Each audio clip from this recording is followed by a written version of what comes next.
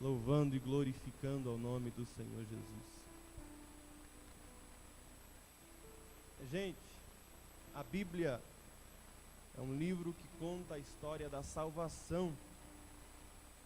E se a gente olhar ela toda, a gente vai ver que ela conta de como a salvação foi planejada por Deus, executada, de como ela foi recebida pela humanidade.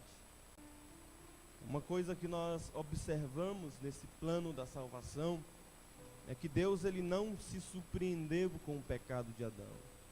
Deus ele não foi pego de surpresa com o pecado de Adão. A prova disso é que em Apocalipse, capítulo de número 13, versículo de número 11, se diz que o Cordeiro de Deus foi imolado desde antes da fundação do mundo. Então veja que antes de haver criação, já havia redenção.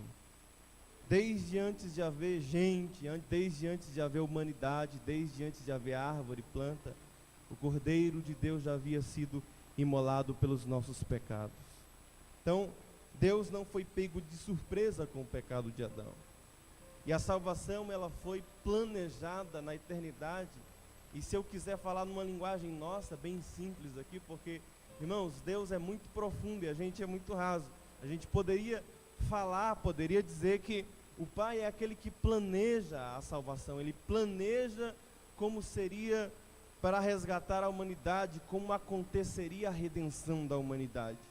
O Filho é aquele que executa esse plano do Pai. Ele vem e morre e ele é ressuscitado.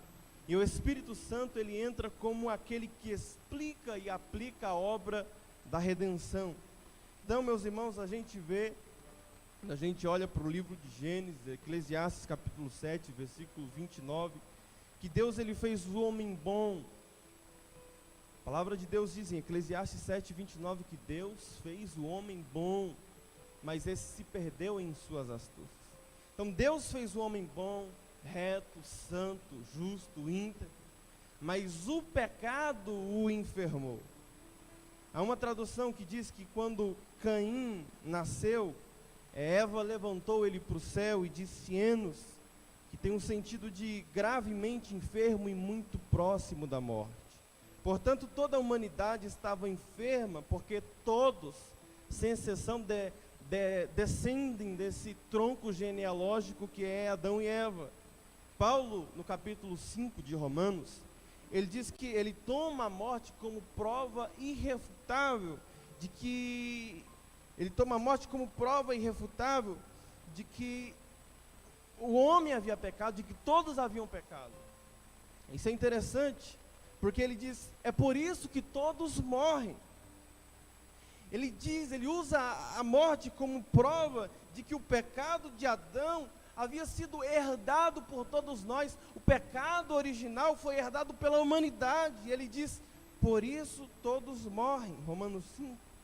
Porque ele sabia que o livro de Gênesis, a sentença que Deus pronunciou sobre a desobediência de Adão foi esta: no dia em que você comer desse fruto, você certamente morrerás. Então ele sabia de que a morte era uma sentença de Deus sobre o pecado original de Adão, que foi herdado pela humanidade. Logo, no dia em que Adão e Eva comeram do fruto, a morte entrou na raça humana. Eu gosto de Romanos 5,14, onde Paulo diz que a morte reinou mesmo sobre aqueles que não pecaram à semelhança de Adão, ou seja, mesmo sobre aqueles que não tinham mandamento específico para obedecer. Então eles não tinham fruto que eles não podiam comer, mas mesmo assim, eles estavam sobre esse juízo da morte, porque eles morriam.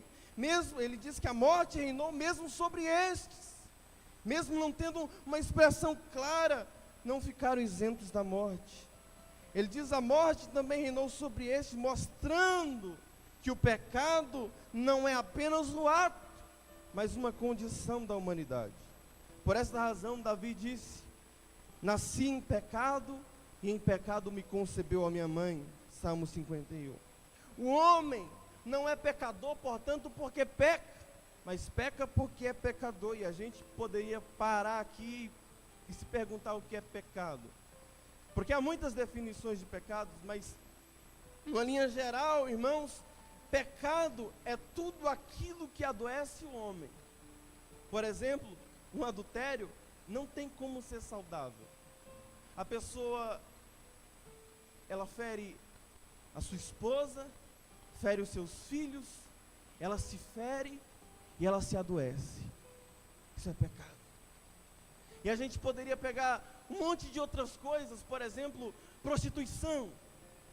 A pessoa, ela está ali se vendendo, se machucando, doendo tudo dentro dela, ela está se ferindo e está se adoecendo. Pecado. Então a gente poderia, sem definir uma linha geral, definindo uma linha geral para o que é pecado, é tudo aquilo que adoece o homem. É tudo aquilo que não vai de encontro com a vida. É tudo aquilo que não vai de encontro com o Evangelho de Deus. Porque o Evangelho é vida. Então é tudo aquilo que adoece. É tudo aquilo que fere o próximo, que me adoece, que fere Deus. É tudo isso. Então, irmãos, um homem não é pecador porque peca, mas peca porque é pecador. E o pecado adoeceu o homem, o pecado o enfermou, o pecado tornou-se algo que ele não conseguiu se desvencilhar por conta própria. Então veja que Deus criou o homem bom, o homem se perdeu em suas astúcias, a morte começou a reinar no homem e o pecado o adoeceu. E o pior é que ele estava um doente que não poderia se curar, ele não poderia livrar-se do pecado por conta própria. Romanos 7 diz assim: o bem que eu quero fazer eu não faço, mas o mal que eu não quero fazer, este eu faço. Versículo 24, Paulo exclama, dizendo: quem me livrará do corpo dessa morte? E eu ouvi dizer o seguinte, que Paulo diz isso pensando num conceito que havia na época, numa tradição que havia na época, na Roma antiga, que quando um homem matava um outro, a sentença daquele assassino na Roma antiga não era a guilhotina, não era a fogueira, era que o corpo do morto era preso junto ao corpo do assassino. E aquele corpo do morto ia inchando, ia fedendo, de modo que às vezes o assassino também morria. Então Paulo ele lança mão desse conhecimento para falar assim: miserável homem que sou, quem me livrará do corpo dessa morte? Ou seja, ele estava comparando o pecado a um corpo amarrado em nós, que nós não podemos nos livrar dele, e que nos mata e que nos adoece aos poucos. Jeremias capítulo 13, versículo 23 diz assim: pode o etíope mudar a cor da sua pele? Ou pode o leopardo livrar-se das suas manchas? Assim também vós poderias, acostumados a fazer o mal, fazer o bem? Então ele está falando de uma impossibilidade que o homem tem por si só de se livrar do pecado. Provérbios capítulo 20, versículo 9 diz: quem poderá dizer, purifiquei o meu coração e limpo estou dos meus pecados? Logo, irmãos, nós vemos aqui que o homem ele sempre se esforçou para livrar dos seus pecados, ele sempre buscou como se livrar dos seus pecados. E a pergunta que surge, portanto, é esta: uma vez que o homem está enfermo por causa do pecado e não tem como se livrar dele, quem pode curá-lo? Quem pode restaurá-lo? Uma vez que o homem ele se desligou de Deus, ele virou as costas para Deus, resolveu viver sua vida por conta própria e se enfermou, e uma vez enfermo ele não consegue se curar, ele não consegue se livrar do pecado, quem pode curá-lo? Quem pode livrá-lo? E eu acho que a resposta está em Isaías 53. Eu acho muito interessante algumas palavras que Isaías usa. Ele diz assim: quem creu em nossa pregação? Quem foi revelado o braço do Senhor? Porque foi subindo como um renovo perante ele, como raiz de uma terra seca. Não tinha aparência nem formosura. Olhámo-lo, mas nenhuma beleza havia que nos agradasse. Era desprezado, mais rejeitado entre os homens, homem de dores. Quem sabe o que é padecer, e como quem os homens esconde o rosto. Era desprezado e não fizemos caso dele. certamente Ele tomou sobre si as nossas enfermidades e as nossas dores, levou sobre si, e nós o reputávamos por aflitos e ferido de Deus e oprimido, mas Ele foi transpassado pelas nossas transgressões, e moído pelas nossas iniquidades, e o castigo que nos traz a paz estava sobre Ele, e pelas suas pisaduras nós somos sarados. Aleluia. Veja que o homem estava enfermo por causa do seu pecado. Ele sempre buscou livrar-se disso.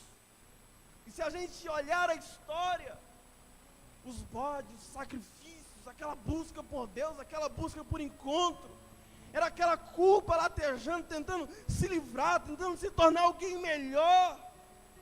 E a pergunta latente no coração era essa: quem pode me curar? E a resposta está aqui: Jesus, porque Ele levou sobre si os nossos pecados e as nossas enfermidades, e o castigo que nos traz a paz estava sobre Ele, e pelas suas pisaduras nós somos sarados. Louvado seja o nome do Senhor Jesus. Aleluia. Atos capítulo 4, versículo 12. Ou melhor, nós somos sarados por Jesus, porque Ele é o Cordeiro de Deus que tira o pecado do mundo. Eu gosto do texto de Gênesis capítulo 22, onde Abraão ele leva o seu filho para ser sacrificado. Ele faz uma pergunta: aqui está a lenha, aqui está o punhal, mas e o cordeiro onde está? E a resposta é: Deus proverá. Mas a resposta não foi à altura que ele esperava. Mas João Batista responde essa pergunta no Novo Testamento. A palavra de Deus diz que ele viu Jesus e diz: eis o Cordeiro de Deus, que tira o pecado do mundo. Louvado seja o nome de Jesus. Então, meus irmãos, Jesus é o remédio para a salvação da humanidade. Em Atos capítulo 4, versículo 12, diz que em nenhum outro há salvação, porque debaixo do céu nenhum outro nome há em que devamos ser salvos, senão o nome de Jesus.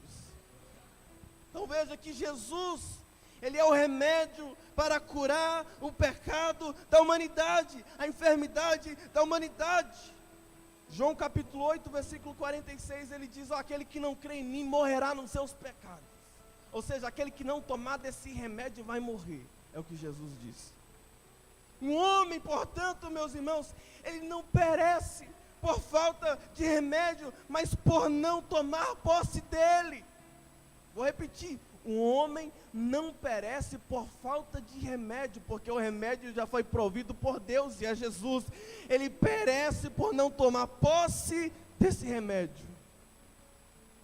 E a gente está falando de João 16, a gente leu João 16. O que é que ele tem a ver com isso? É que o homem ele se perdeu, como eu disse, mas Deus, o amando, Ele planeja a sua salvação, e não apenas planeja, mas Ele envia Jesus como um remédio para curar a humanidade. O problema do homem não é a falta do remédio, o problema do homem é que ele não se vê enfermo. Deus proveu o remédio, que é Jesus, mas o problema não é a falta de remédio, o problema é que o homem ele não se enxerga, ele não se vê enfermo. E é por isso que Jesus ele fala da necessidade do Consolador vir. Ele diz: porque quando Ele vier, Ele convencerá o mundo do pecado, da justiça e do juízo. Portanto, não é a palavra que convence, não é o sermão que convence, não é o louvor que convence, é o Espírito Santo de Deus. Ei, você está aqui não por causa de uma boa pregação, você não está aqui por causa de um bom louvor, você não está aqui por causa de um sermão homileticamente perfeito, exegeticamente impecável, não, você está aqui porque o Espírito Santo olhou para você e disse: você está doente, mas o remédio está aí, tome dele em nome de Jesus, e seja sarado de uma vez por todas. Aleluia. Louvado seja o nome do Senhor Jesus. Então o problema da humanidade não é a falta do remédio, a falta é porque ele não se vê enfermo. Se a gente olhasse, se a gente pensasse numa analogia, medicina, Jesus ele seria o remédio, ele é o remédio. Acho que é a figura que melhor cabe.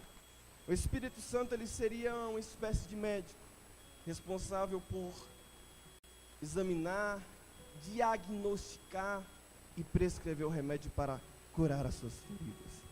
Então, nós observamos que o remédio ele está à disposição dos homens, mas os homens não se enxergam doentes. Embora a palavra de Deus diga em 1 de João capítulo 1, versículo 9, que se dissermos que não temos pecado, enganamos-nos a nós mesmos. Embora a palavra de Deus diga em 1 Reis capítulo 8, versículo 46, que não há homem que não peque. Embora a palavra de Deus diga em Romanos capítulo de número 3, versículo 23, que todos, sem exceção, pecaram e destituídos estão da glória de Deus. Embora tudo isso, embora a Bíblia mostre claramente que nós somos pecadores, há uma dificuldade enorme no homem de reconhecer esse pecador. Há uma dificuldade enorme do homem se reconhecer, se enxergar, se ver doente. Deus dizia pelos profetas à nação de Judá, Jeremias 3,13, o seguinte: reconhece que transgrediste. E é essa a palavra que Deus diz para a humanidade hoje: reconhece que transgrediste, reconhece que está enfermo. Se olharmos para a Bíblia como um todo, nós não vamos encontrar mais de 6 pessoas que disseram com as suas palavras, que verbalizaram a seguinte expressão: eu pequei. A expressão eu pequei só foi pronunciada por 6 personagens da Bíblia, a saber, Faraó, Acã, Saul, Davi, o filho pródigo. Faraó, Acã, Saul, Davi, o filho pródigo e Judas. Dão 6 pessoas. Das 6, nem todos deram os passos seguintes, porque primeiro você diz eu pequei, segundo você levanta e é restaurado e começa a caminhar com Jesus, começa a caminhar no Evangelho. Apenas 6 disseram, mas nem todos deram os passos seguintes. Por exemplo, Saul e Judas, eles se suicidaram. Acã e Faraó, eles morreram nos seus pecados. Apenas 2 dos 6 se levantaram para uma vida nova com Deus. E mesmo assim, o filho pródigo era personagem fictício de Jesus, da parábola de Jesus, do ensino do Evangelho de Jesus. Então, quando nós olhamos na Bíblia, apenas um diz a palavra eu pequei, se arrepende e volta para uma vida íntegra com Deus, que é Davi. Deus, irmãos, é por essa razão que Deus, Ele enviou o Espírito Santo para convencer o homem do pecado. Ele diz: é necessário que eu vá, porque se eu não for, o outro Consolador não pode vir. E quando Ele vier, convencerá o mundo do pecado, da justiça e do juízo. E pensando em igreja, pensando como alguém que fala de Jesus, alguém que fala o Evangelho, eu tenho plena consciência de que quem salva não é o meu sermão, não são as minhas palavras, mas é o Espírito Santo que convence o homem do pecado. Eu olho para esta igreja e vejo uma igreja repleta, porque o Espírito Santo que opera nessa palavra, é Ele quem vai convencer o mundo do pecado, da justiça e do juízo, em nome do Senhor Jesus. Jesus é o remédio para mim e para a sua vida. E eu gosto de uma passagem que fala de alguém enfermo. A palavra de Deus diz em Mateus capítulo 8, Jesus havia pregado o seu maior sermão e ele estava descendo. E quando ele desce, a palavra diz que havia um homem leproso, cheio de lepra, cheio de daquela doença horrível. Ele não podia tocar em ninguém, ele não podia estar próximo de ninguém. Mas a palavra de Deus diz que quando Jesus ele apareceu, aquele homem se aproximou, eu gosto dessa palavra, se aproximou e adorou a Deus dizendo: se quiseres, pode me tornar limpo. E a palavra de Deus diz que Jesus estendeu a mão, olha o detalhe, Jesus estendeu a mão, tocou-lhe e disse: ser limpo. Quando a gente fala de doença e pecado, eu lembro dessa imagem porque nos traz algumas lições. A primeira lição é que o pecado nos deixa imundo, é que o pecado nos adoece, e a sensação de quem está imundo e doente é afastar-se de Jesus, a tendência é afastar-se. Eu não vou na igreja porque eu sou pecador, eu não vou na igreja porque eu fumo, porque eu bebo, porque eu faço tudo errado. Mas irmãos, venha, porque Jesus conserta, porque Jesus, Ele liberta, Jesus, Ele transforma. Então a tendência de quem está assim é afastar-se. A palavra de Deus diz que aquele homem, ele se aproximou, porque os imundos podem se aproximar de Jesus. E não apenas isso, a tendência de quem se sente nessa condição, se vê nessa condição, é calar-se. Mas a palavra de Deus diz que ele adorou a Deus. E a adoração dele não foi um louvorzão, a adoração dele foi muito simples, foi: Senhor, se quiseres, podes me tornar limpo. Ele está falando: Senhor, tu tem poder para me tornar limpo, tu tem poder para sarar essa chaga. E Jesus disse: eu quero. E Jesus tocou naquele homem, e ele foi curado, e disse: ser limpo. Aleluias. Até hoje você quis ser limpo, mas hoje é Deus quem te diz: ser limpo. É Ele quem te torna puro, limpo de toda chaga, de toda culpa, de todo pecado, em nome de Jesus. Se coloque de pé em nome de Jesus, se coloque de pé em nome de Jesus. Aleluias. Eu quero convidar o grupo de louvor.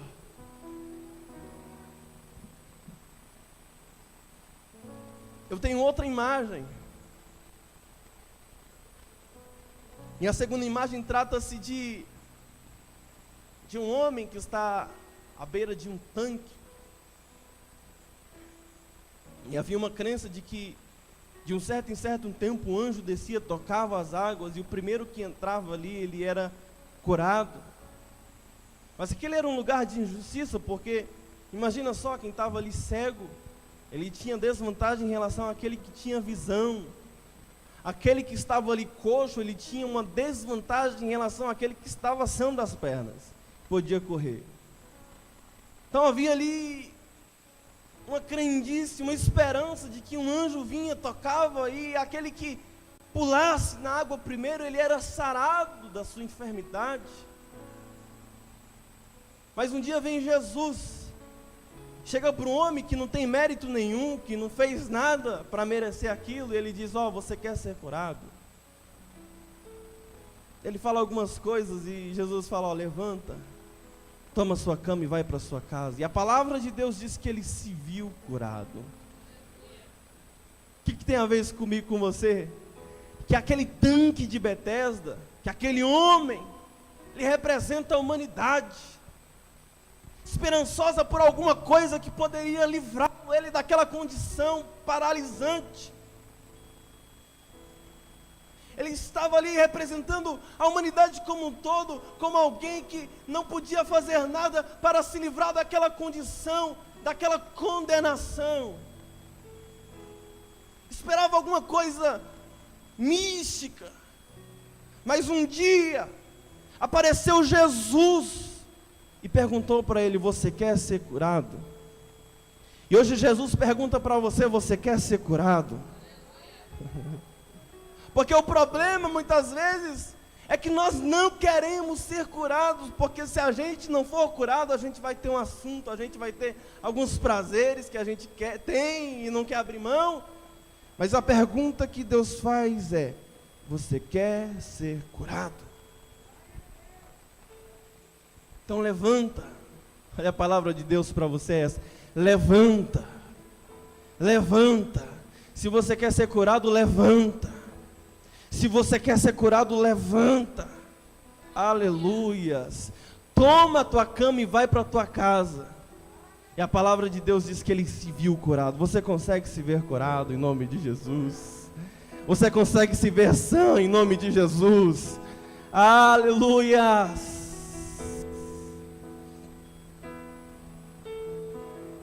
Senhor Jesus, nós te louvamos, Pai, por mais esta palavra, pelo evangelho que foi pregado aqui, Pai. Eu tenho certeza que o Espírito Santo já está convencendo os irmãos e as irmãs que estão ouvindo pela internet, ainda na nave da igreja. Senhor Jesus, eu creio que essa palavra que foi pregada está sendo aplicada pelo Espírito Santo, e que esta manhã está sendo marcado por uma manhã de cura, que o Senhor já está curando, que o Senhor já está tornando pessoas saudáveis, saradas, em nome do Senhor Jesus. Oh, meu Deus, oh Espírito Santo, sopra o teu vento aqui, sopra o teu vento de vida, sopra o teu vento de vida, aviva a tua igreja, aviva a tua obra, em nome de Jesus.